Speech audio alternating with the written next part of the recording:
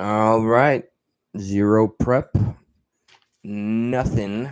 Nothing really planned with the exception of well, here's the backdrop real quick. Um in the garage, this home that I currently reside in, this beautiful house. Uh-oh. Uh-oh. I'm having a conversation with myself. This is the first house that I've ever lived in. The first actual house, as far back as I can remember. I grew up in a small apartment as a kid in New York, and the trailer parks in Davie for all of my troublesome youth, and well into adulthood. I've only been in this home maybe for, I'd say roughly guesstimation 4 years. A lot of things got lost from the move from the trailer parks to our first house, of which I happily pay the mortgage for. Not all of the mortgage, but do my due diligence, do my part. Down yonder, I got this old box full of a bunch of generic memories, old yearbooks, and things that I used to collect, and I always knew I was missing a few things. So what I just find interesting, I like the idea of looking at things, with hindsight being as 2020 as it is. Like, imagine when it's, say, 20 years beyond everything that's been going on this day and age. I hope it's a brighter future, a brighter present tense. But yeah, imagine, looking back at, say, COVID and the Biden administration. And, well, let me count the ways, all of the things that are kind of just exhausting. It's, I think we can all collectively say, there are clearly, the same few things that have just made these past few years rough and tough. Okay, even when we had Trump as president, and things were better, the division, the true division that's always been there between the people, really manifested and became something strong. So it's that kind of inspired me to showcase this little gem. This is a magazine that came to print only like pretty much immediately after 9/11, and so I started looking around in it. I think this is the third magazine from this old series. It doesn't exist anymore, but holding this and looking through it, it had me just seeing. It's amazing what it takes for people to get unified, for people to forget we vote differently, we have different principles, we don't have the same ideology, and our opinions especially differ. And it just seems maybe this is the nostalgia play or effect here. It seems like back when people did get along just a little better. People have always kind of been shitty, but I do believe, regardless of how shitty and divisive things get, we have an inherent goodness in our heart. I hope it doesn't get soured and kind of defeated because of all the stress that we've all been through and going through collectively. So yeah, this is if you haven't seen it, Attack on America, and pretty much it's in a little, it's pretty good condition given that this was from 2001, but like there's this flag poster with apparently a picture of Osama bin Laden, like a target picture. I never opened this part, so let me check it out. And there's a lot of interesting literature and notes and poems and just the unity. Like, this is old school to me. When I guess some form of media. I think this was independent uh, people that took it upon themselves to publish this kind of work. Yeah, I see it. This is a big old flag. I don't know if I want to take it out of the magazine and do damage. I see there's definitely a big this would be a great target practice. I mean, this fucker's dead, allegedly, apparently. I mean, I believe it. I'm assuming that that's one of the truths we were told. But yeah, that's a big old wanted picture. Old school, man. maybe I should just keep it or find somebody interested in this kind of stuff. So yeah, I figured, let's check this shit out in real time.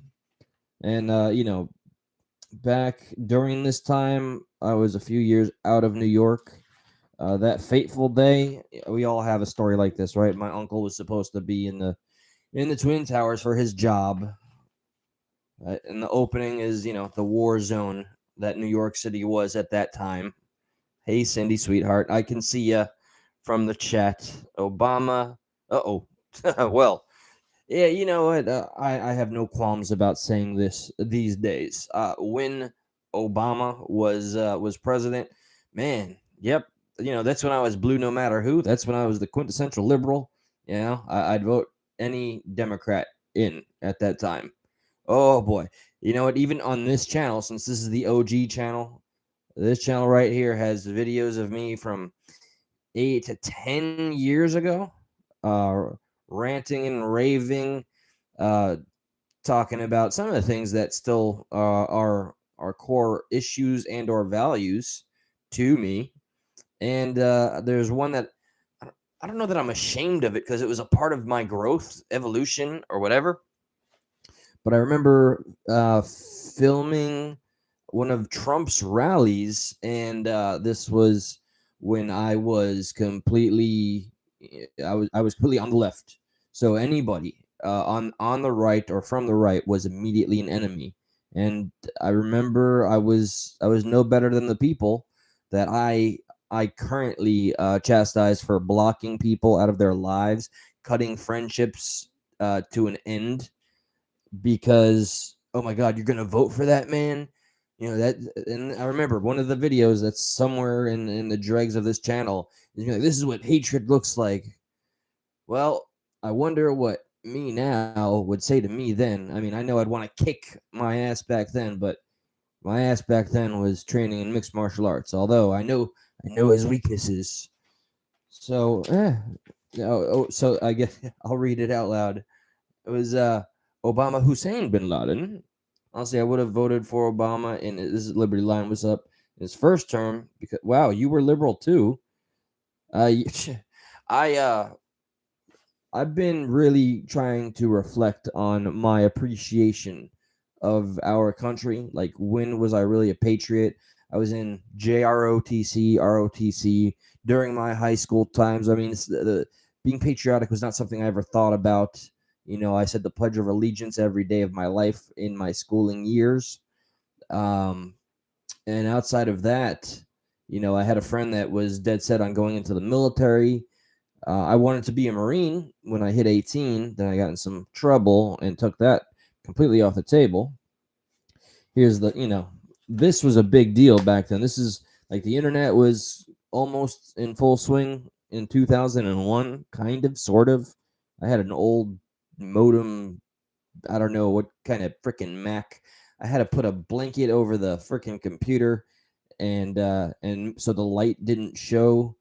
I didn't want my parents knowing that I was on that 56K modem or whatever. And yeah, wow. I remember just waiting for a picture to load for an hour, like slowly. Oh yeah, and of course it was a nude. It was the first nude I ever got on the internet, and slowly it was who be showing me and texting me what?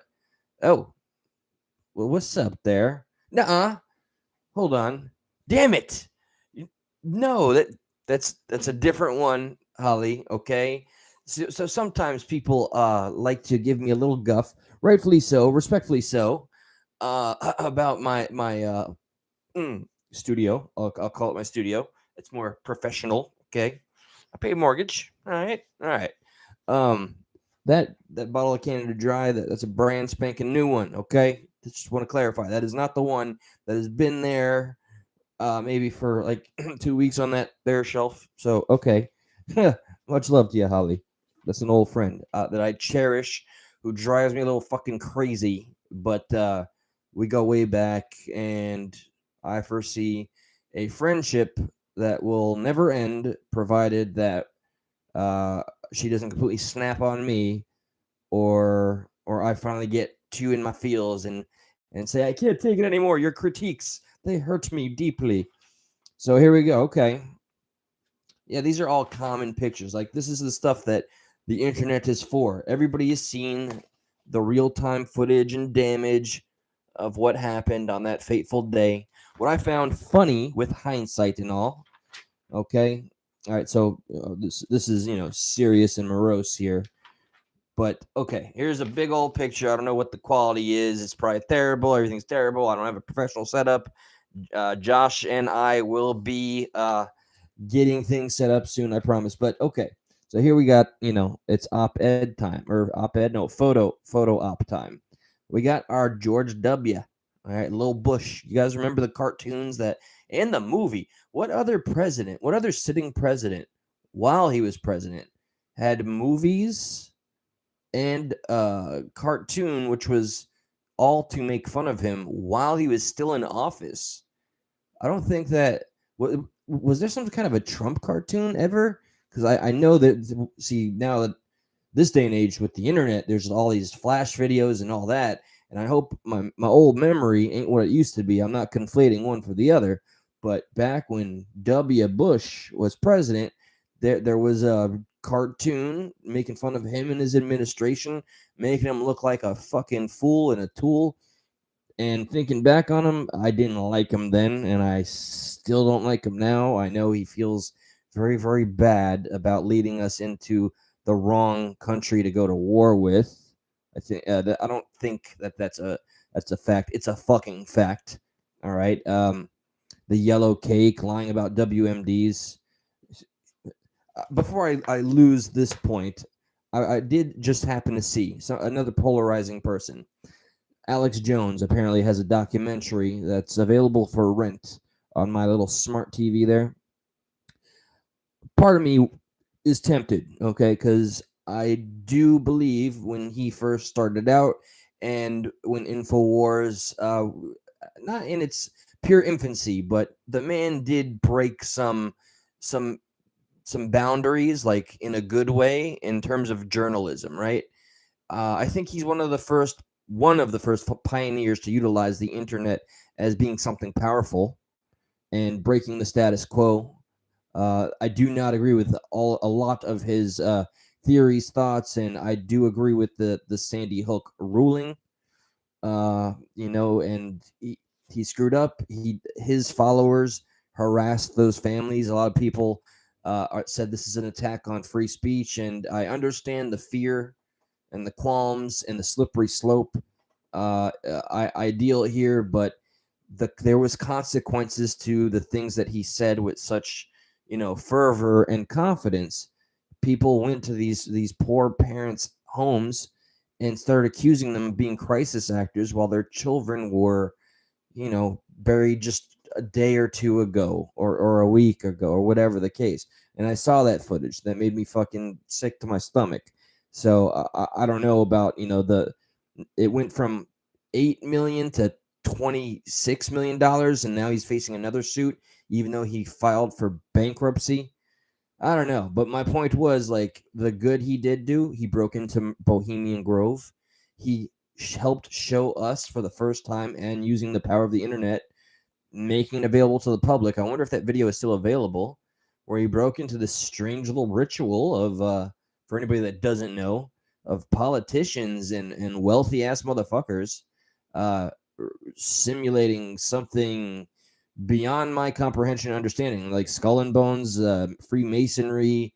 Like, this is the stuff that you typically hear and be like, this guy's wearing a tinfoil hat. He's all conspiracy. Nah, man. Alex Jones legit showed people enough to be like, okay, truth is stranger than fiction.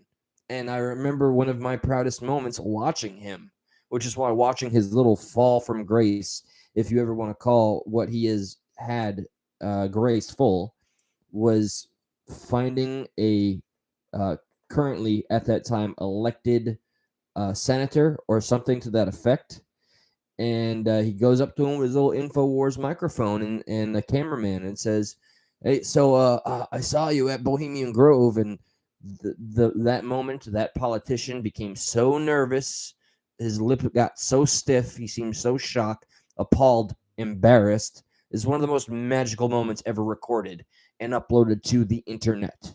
And I'm so glad that it will forever be there for anybody that looks for it. And the guy literally, first, the strangest reaction, his reaction is a sign that he's disassociated from reality and everyday people. He's like, if you were there, you understand that you took a gentleman's oath not to speak about it. And he ran. He fucking ran like a madman. This was an elected official. So if for whatever reason you're today years old learning about that, look into some of the good that Alex Jones did do. He did break some barriers. He was a pioneer of sorts for new wave journalism. For whatever good he did, I'm grateful for that, but I do condemn him for the damage he did to these families that I truly believe did not need nor deserve that kind of treatment, especially given the tragedy. So, wow, see, ranting, that's what I do. I go on one thing and move right to another. Oh, and Holly, by the way, I did another rant last night. You may have missed it because it was on the larger channel, but it was just me ranting away. You might be interested, maybe. So, okay, hindsight being what it is, this picture of a strong-looking leader that George W. was, as we all knew him to be, right? And I see the camera was definitely lower to make him look taller. George W. Bush stepped into the shoes of the president and grew into them overnight. He wasn't really respected until, I guess, post 9/11. As I recall, I remember listening to an old Linkin Park CD, Meteora, or was it Minutes to Midnight? And one of the songs was mentioning how baffled we are listening to President Bush speak, stumbling and mumbling in such an obvious way. Yep. So he never dropped the ball. Boy, oh boy. I guess even a turd can be polished when something huge and tragic happens. This is what I find fascinating about big old events that happen, like your 9/11s, like your, dare I say, freely, like COVID or any pandemic or epidemic. Those are 4-letter words these days. Any sort of event, like Pearl Harbor, that anything that brings us together. It's amazing how these things, well, I just recognize that I lumped in COVID with bringing us together. That, let's just throw that one right out of the category box here, okay? That I try to be careful, but I don't want to give a fuck about being careful. I, in my heart of hearts, believe that everything that took place with that was, in some shape or form, allegedly, based on my very unintellectual, ill-informed brain space, so that YouTube doesn't condemn me here. I think some powers that be were fucking around and seeing what civilization in a first world country, or many countries, as a matter of fact, would react if they could actually shut down, an entire country, which they effectively did. I'll never forget the horrifying first 2 weeks. It was like walking out during an episode of The Walking Dead. Thankfully, I was an essential worker, and I never missed a day of work. And it was just crazy. Like, that was truly out of this world, Twilight Zone, Outer Limits style fucking crazy.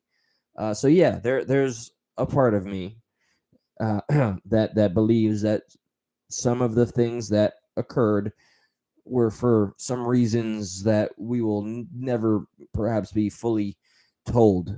And Holly, if you're watching, I wanted to say, especially if you watched the rant that I did last night on Stuck in the Middle, again, it is just me covering two things. I do bring up the points you did about monkeypox, which it's not called monkeypox anymore, but since I don't watch the mainstream media, I don't know the new fucking term, so be damned with that.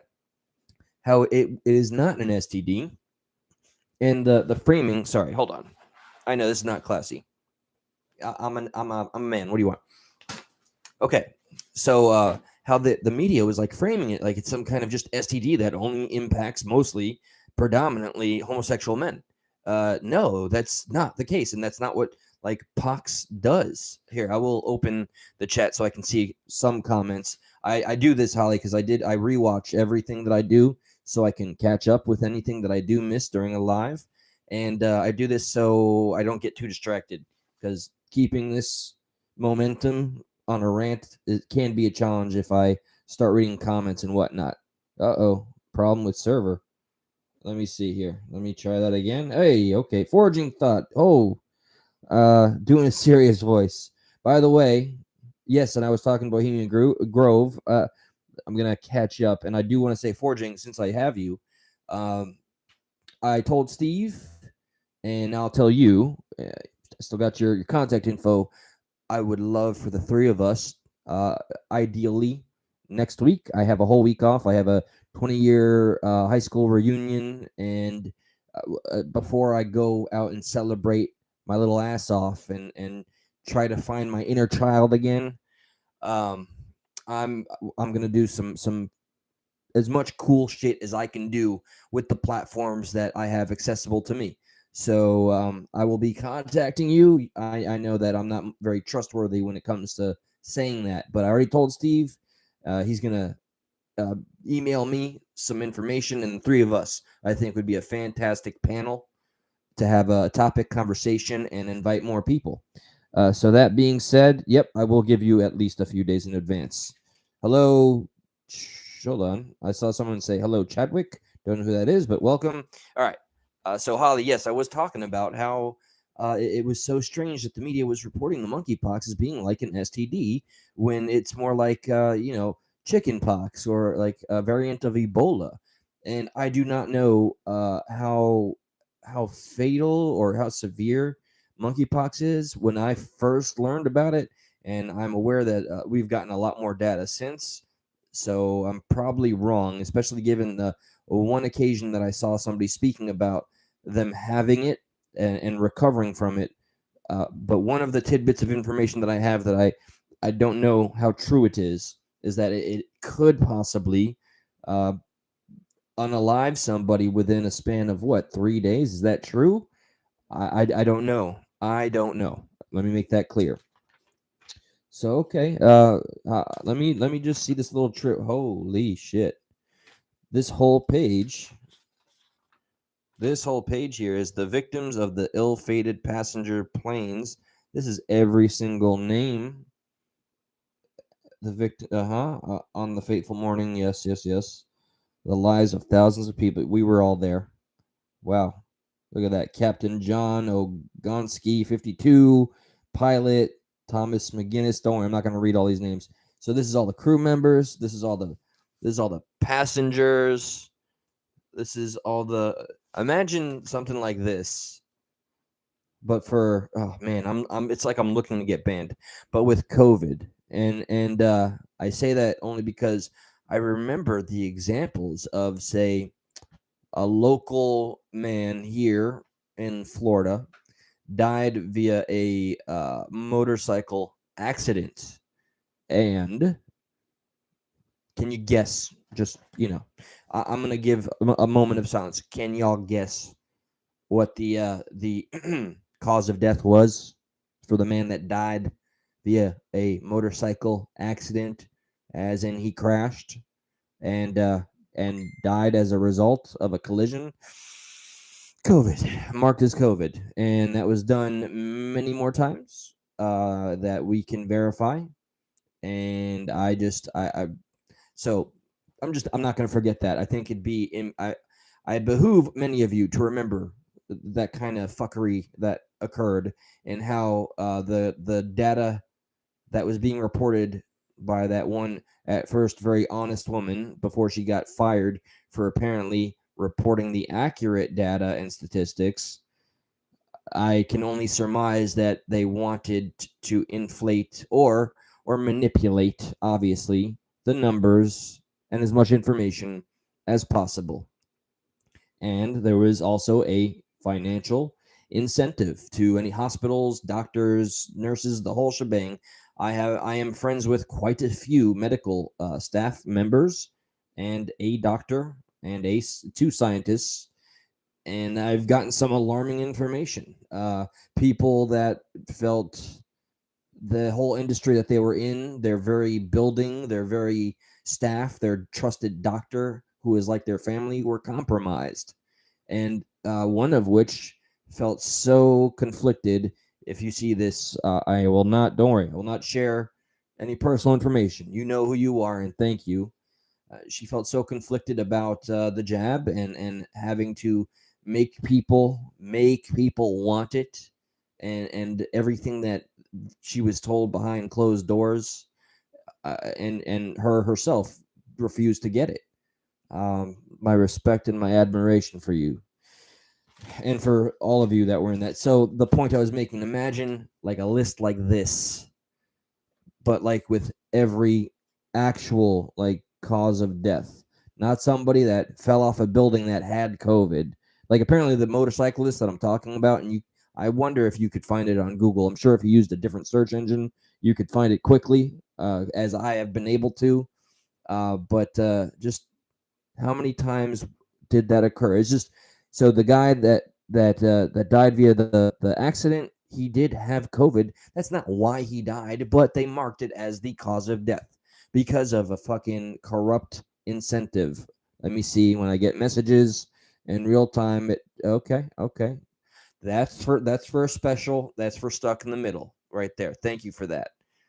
Okay. Oh, what do I have? I'm sorry. Let me take care of the spammer. I need more mods. I'm gonna be having like a channel meeting, by the way. Let's see. Report. Yeah. Spam. Goodbye. Okay. Yeah. Take your shit out of here. Yeah, I could just see a large piece of paper, like actual cause of death. Okay. All right. Now let's go back to this amazing patriotic unity.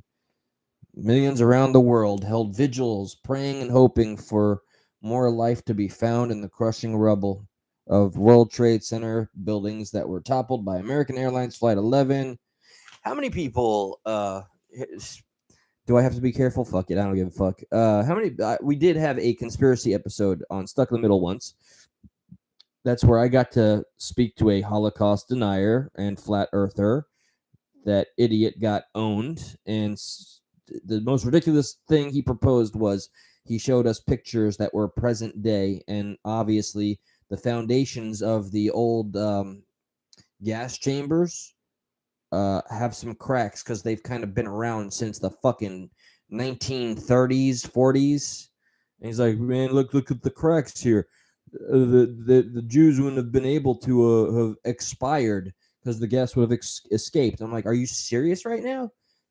This is clearly, the foundation is old. It's cracking. You think this is what it looked like back then? Man, some of these people with their not everybody, okay, but some conspiracy theorists, because I don't buy into the term being used just to dismiss you, okay? It was coined by the CIA or the FBI, J. Edgar Hoover, so FBI, to make you think immediately that somebody that was speaking out of the box was fucking nuts. Hence the term conspiracy theorist. So, but just some conspiracy theorists really don't think their shit through, man. They just really go off the cuff. And not to pick a fight, but I've been watching some panel channels. Yo, flat earthers, man, give it up. I'm not going to sit here and go through the whole rigmarole. It was proven in fucking ancient times, man, that the earth is round, okay, via the sun, and a man that literally walked half the planet, hired by, I forget who. I use this example a lot. I need to start naming names. And he used his just the science available at the time, which was, I suppose, fractions and the distance of the sun, and there's two opposing pillars halfway across one another, and it was just using that and measuring the distance, and boom, it was figured out. Okay, we're on a globe. But I've heard a lot of the people just, what's the quote? It is hard to convince somebody of the truth that is so enforced in believing a lie, or whatever the case. And you know what? I know I'm stubborn, but I do admit when I'm wrong, believe it or not. Maybe there's one or two subjects where I'm too fucking stubborn, and I know one specifically where I'm the worst. But I don't know. Until somebody is able to change my mind, I can respectfully agree to disagree. But I don't know. I don't know. But I don't want to get into that because it might stir the pot. Religion and so on and so forth. Moving on. Here's all the people mourning, the families. This is sad stuff here. Let me see. There was a short poem that I saw that was kind of moving. Here we go. All right, this one's not long at all. This was posted on the large wall where there was all the missing posters, or people were finally coming to accept that their loved ones were gone, and they were just writing. So this is an anonymous author. Don't grieve for me, for now I'm free. I'm following the path God laid for me. I took his hand when I heard him call. I turned my back and left it all. I could not stay another day, to laugh, to love, to work or play. Tasks left undone must stay that way. I found that peace at the close of day. If my parting has left a void, then fill it with remembered joy. A friendship shared, a laugh, a kiss. Ah, yes, these things I too will miss. Be not burdened with times of sorrow. I wish you the sunshine of tomorrow. My life's been full, I've savored much. Good friends, good times, a loved one's touch. Perhaps my time seemed all too brief. Don't lengthen it now with undue grief. Lift up your heart and share with me. God wanted me now, he set me free. Huh. Wow, that was actually quite moving. It's beautiful. Author unknown. That's somebody that put a lot of thought into the loved one that they lost. See, when it comes to these tragedies, like great tragedies, from grief comes this psychological necessity, this need of wanting to heal, obviously. And when one is grieving, I think things like compassion and empathy are much more accessible in our brain. Like, right now we're all divided and angry, and it's so easy to see the vitriol and the frustration in the streets or on any social media platform. Sometimes I really wonder how much good versus bad has this very sacred thing that we all have access to, the internet.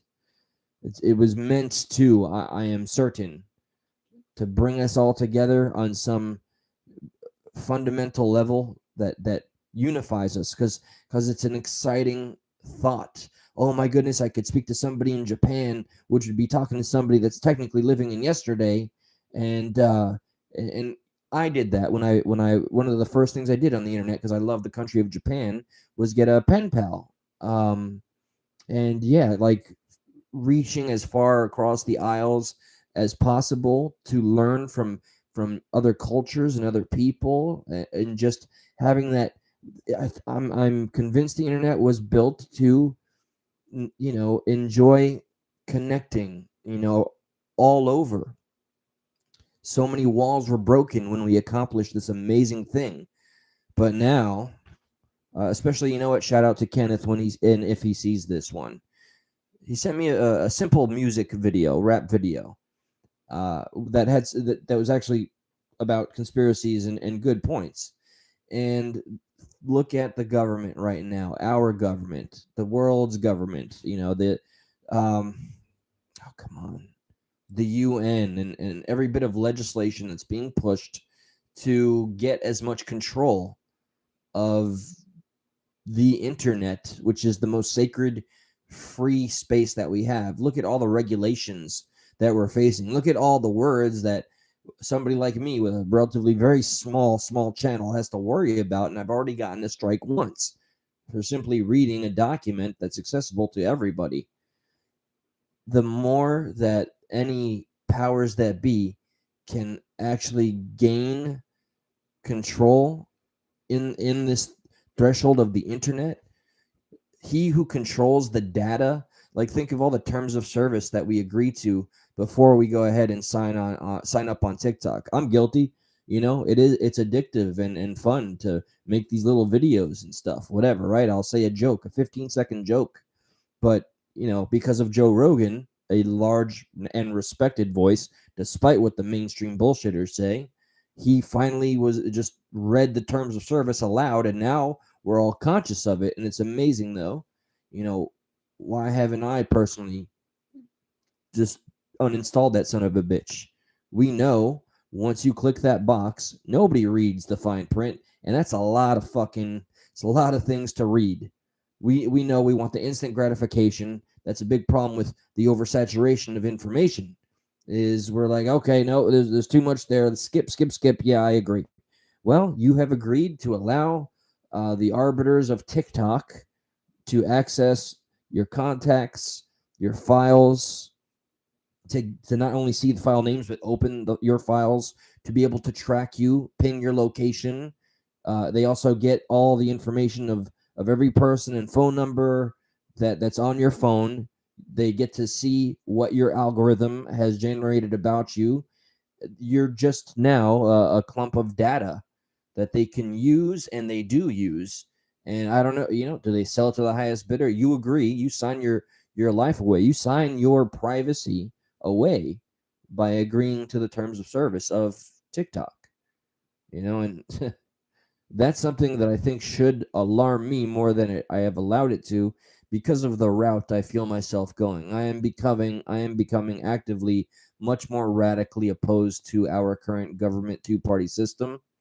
Like the whole progressive patriot thing, it's a pipe dream. I want to believe it's something more than that. I do want to believe that some of the core values I uphold can one day make for a better world.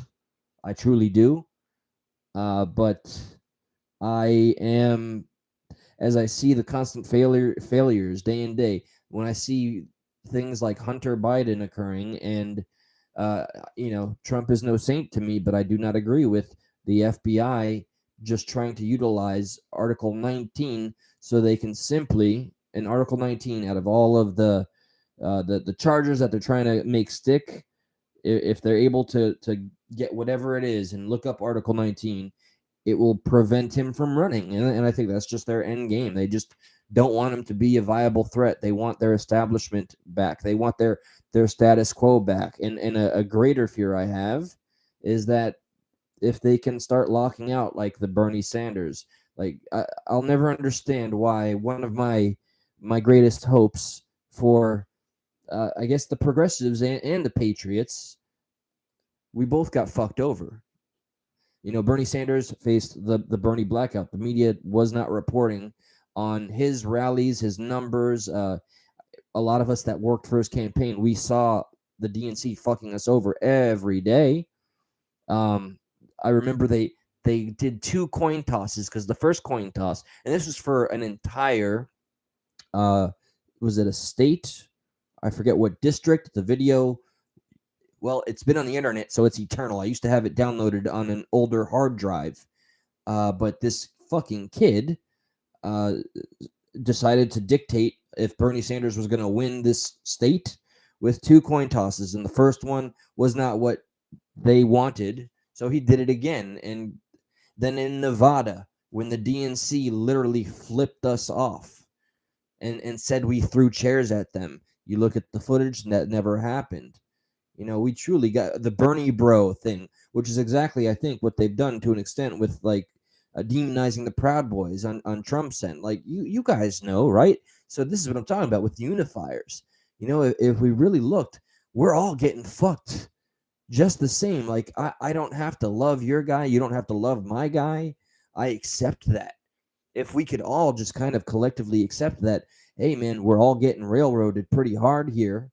Can we come together under that blanket and then deal with whatever issues civilly through discourse while it's still possible? Because I am convinced that as it's harder and harder to maintain speaking your honest truth, people are getting sick and tired of getting kicked off and having to start from scratch again. Just like Lori, who has had to start over 7 times. Just like CanCon, my buddy Brian, who I'm proud to say he now writes for the Daily Pundit. He still does his Rumble channel, and his success is inspiring. I'm honored to have met him. But the media, like beyond YouTube, demonetizing and kicking him off, the media did a hit piece on him and his entire group. Why? Because their entire mission statement was to continue to dig as much truth and receipts and actual provable information regarding the most secure election in the world. That's all his mission has ever been, was the pursuit of truth. He's a Marine veteran, and this is the treatment for people that have served our country, bled for it. I cannot call myself a patriot when I see on multiple levels what the powers that be do to our veterans. How can you take away their right to speak freely? Isn't that one of the most sacred things that we claim to fight for? Or is it really just as bleak as we think deep in our hearts at this point? Is it my age that has made me so pessimistic, disenfranchised, or is it just that I've seen so much at this point? Most war is for profit, for oil resources. Look into Halliburton, look into there's numerous things that, and I wish I remembered every name. There's a canceled private practice contractors. What was it, Blackgate? And they didn't just go away. They're all working under now possibly government funded operations. And you can see for yourself, if you just merely search, the millions or billions of dollars that are put into our conflict profiteering, our war for profit, our blood for profit, our sacrifice for profit, and see the fields and fields and endless fields of built technologies such as aircraft and otherwise that are never used. It's just I was going to say a write-off. It's just the example of overpaying the powers that be that know they're going to profit when we go to war, and they have to show something for it. And we have just like graves of all of these very expensive toys that are never fucking put to use or used once in a test flight so they can get approved for their grant or their funding. And it's sickening. We are in such a state. I really want to see better from our country before I die. And I know that sounds dramatic, right? Sounds hyperbolic, or hyperbolic. I want to be proud of this country again.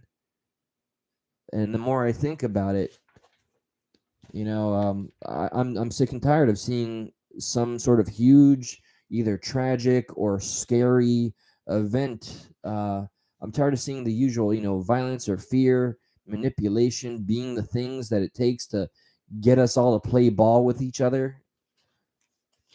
Remember after 9/11 driving around and seeing all the American flags, seems like another time and place altogether. Even though we did go into that conflict completely wrong and misguided, and the person that took us there, he knows it. That's why he's painting murals or and portraits of the people that he sent to die over there. And this is not a downplay of any sacrifice of any veteran ever. It's a big shame on you to the people that make these decisions and lie to us to inspire us to bleed for them.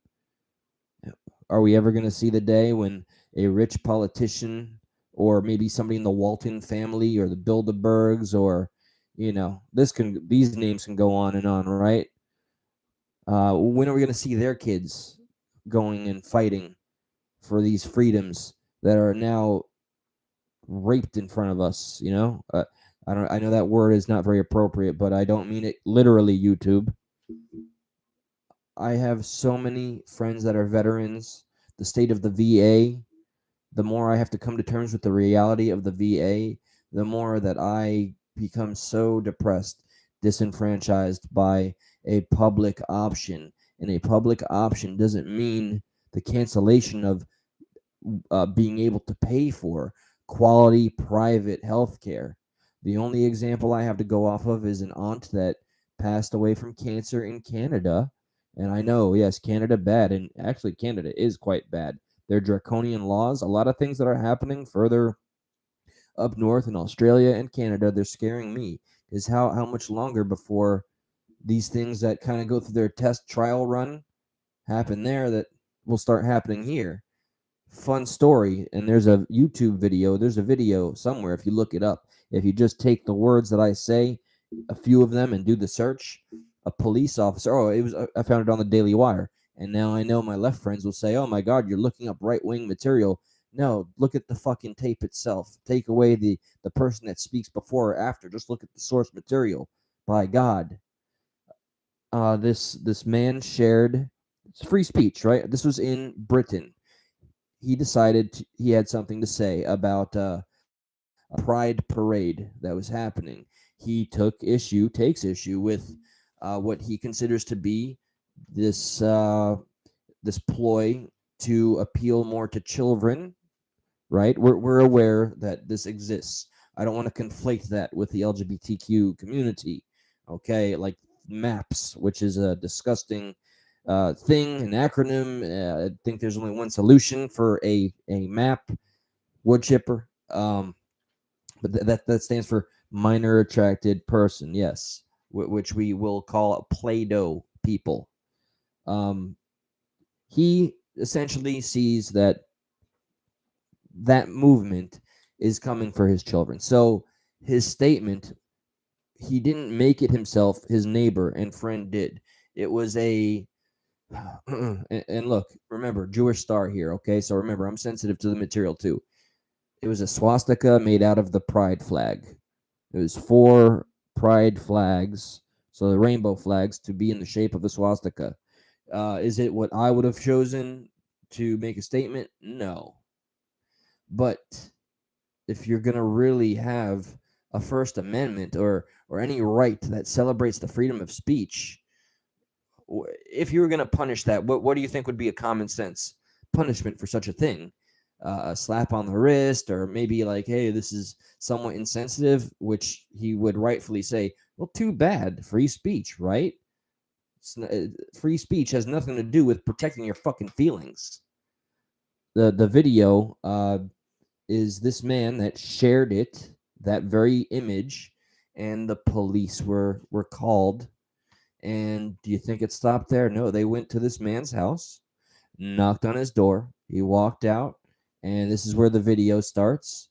The police explained to him that his meme was causing anxiety, and that's why he was in cuffs. Yes, he was arrested and taken to the precinct. So what better way to make him feel that the image that he shared was actually not that far from the truth? And I'm not talking about the deeper political statement, but the swastika is obviously a ploy on fascism. What's more fascist than getting arrested for speaking or expressing oneself? This is true news. This is real life. And in Canada, it's illegal to misgender another human being. And that's where I get worried about the slippery slope, right? Like, I won't intentionally misgender somebody, like that's just me personally, unless they do something really, really shitty. But why should the fucking law be involved in dictating if I choose to say or do whatever? Somebody else a little bit more on the right side said it in a different way, a bit more articulately. Why should I? And I don't necessarily agree, and I don't necessarily disagree. Please don't nail me to the cross here. But why should I take part in your delusion? It's a whole it's a nuanced thing, right? Like Just like when it comes to trans women in combat sports, or when it comes to just trans women in women's sports in competing, and then they start winning, and apparently you're a TERF, which is a trans exclusionary radical feminist. That's what I've been called by my own side every time I make the argument. So we're in fucking just scary, distressing times. And these times are not easy for somebody that's trying to keep the bottle down. You know what I mean? I just, I hope we don't have to go through more memorials like this, celebrations of coming together after something absolutely horrifying happens, where it's loss of life or loss of our freedoms. Like, oh, and let's not forget right now, my main priority, if ever I wanted to sink my teeth into something and see it through, right now, I've declared war on. I got to maybe be easy because of whatever prying ears, whoever sees this, I don't want them to misconstrue what I'm saying here. But I want to be very clear. I have a strong, strong beef with Anthony Fauci, as I believe him to be eluding accountability at every turn, at every possibility. He was able to get his team to have a honest to goodness journalist from the Hill, who is still technically mainstream, but had some very honest questions, to not be interviewed. For what reason? They're waiting for the right journalist that'll play softball or something. He says now, and I said this on the Stuck in the Middle channel last night, so I'll repeat just a little bit. He now claims that everything that we had to go through, which I believe he was the one in control. Am I right or wrong? They were just recommendations. So all those mandates and all the rules we had to follow, that was not his fault. He is saying that was not his doing. Are you shitting me? Are you shitting me? He is so if you were to ask him, like, what is a vaccine? Just like they changed what inflation is, or a recession, which was what is it? I don't remember the literal definition, but they changed it just for the sake of helping Biden, or maybe just the American people, not feel that things are as rough as they really are. There's this thing with the media trying to have us living in a false reality within reality that's very trippy to me. But yeah, right now, like, Fauci's the new Carmen Sandiego. Where the fuck is he? And he needs to answer for a lot of the decisions and damage done as a result of him trying to, I don't know, save the fucking planet. Oh my god, what just happened to my computer? Hold on. Sorry, guys. That's never happened. My screen completely shifted and went on standby. That's never happened. I hope that didn't kill the stream. But yeah, I'm going to be doing as much research into finding anywhere Fauci rears his head. I'm not going looking for him. I ain't got the time for that shit. But this man does need to answer for the lockdowns, the transfer of wealth on his dime, how much the big pharma has been able to profiteer and continue to do so. Why are people getting a fifth fucking poke? In the name of what?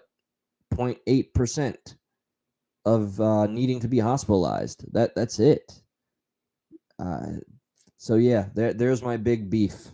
So maybe I shouldn't call it a war on Fauci, but that right now is one of my number one targets, because I think him of all people needs to speak to the American people and be questioned by somebody who is not bought and paid for, and that won't just throw him softball questions that he can easily manipulate and somehow be made to look like the good guy.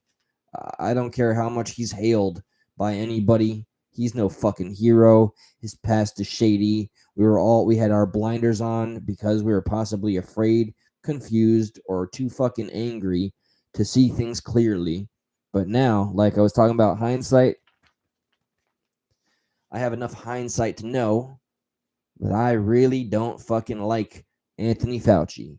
And as a result, I'm going to do everything within my power to find information about him answering to the people. That's the best I can do. I am not a journalist. I can't go out, and I won't go out and find him and interview him. But boy, I think we all know that this man has to account and answer for much. Just my opinion. That's all. Well, with that, I'll say a little quick hello in the chat. And it's late.